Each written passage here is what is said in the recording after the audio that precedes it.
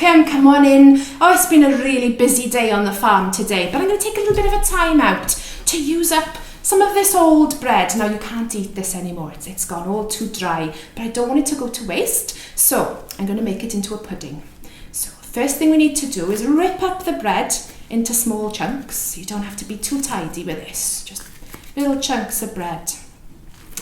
And once it's all in the bowl, you need about 8 ounces at least, but you can make double, which is what I'm doing today. I've got quite a bit of bread. You add in some milk,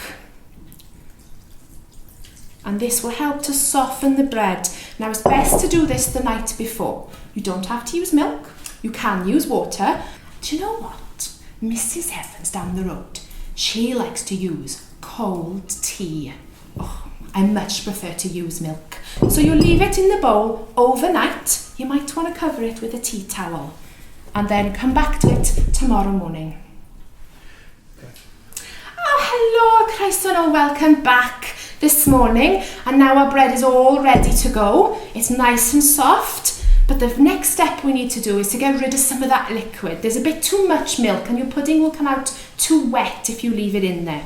So all we need to do is take a handful of your soggy bread and then squeeze out all the extra liquid. You want to get rid of as much as possible. Now your bread is ready and you've got rid of all that extra liquid that you don't want. It's time to add in some of the extra ingredients. So the first thing we're going to add is some eggs. Now if you've used 8 ounces of bread, then you're going to need 2 eggs. And you want to give them a good whisk before you add them to your bread mixture.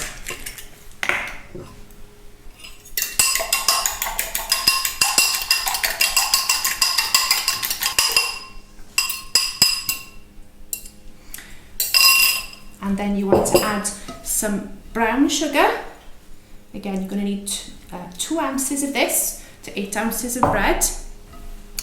And you want to give that a good mix. What you want it to look like is a traditional cake. So try and get rid of some of the lumpy bits of the bread where you can. But it doesn't matter if you can't. Give it a really good mix around. And then you want to add in some sultanas. I've got 4 ounces of sultanas here. But you could add currants as well if you would like, something different. Mix those in really well. Now I like to add a little bit of nutmeg to mine. So you don't want too much, just a little bit to give it a nice taste. And then you want to mix that in again.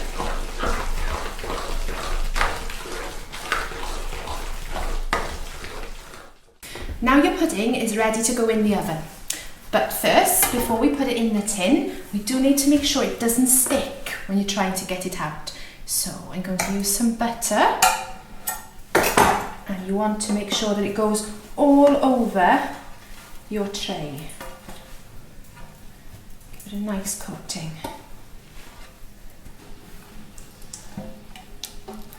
So now your tin's all ready and your mixture's all ready. It's time to put it all together. So you want to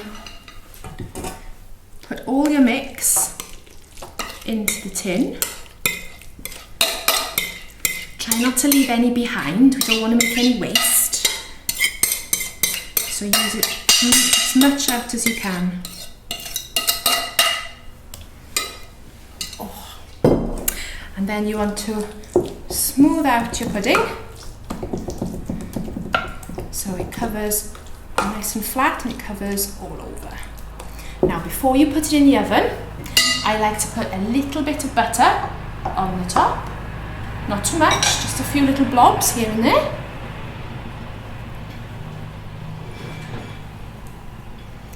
And then put a little bit of coarse brown sugar on the top as well.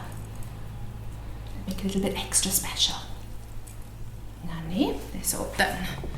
Okay, so now you want to take this and put it into the oven for 1 hour.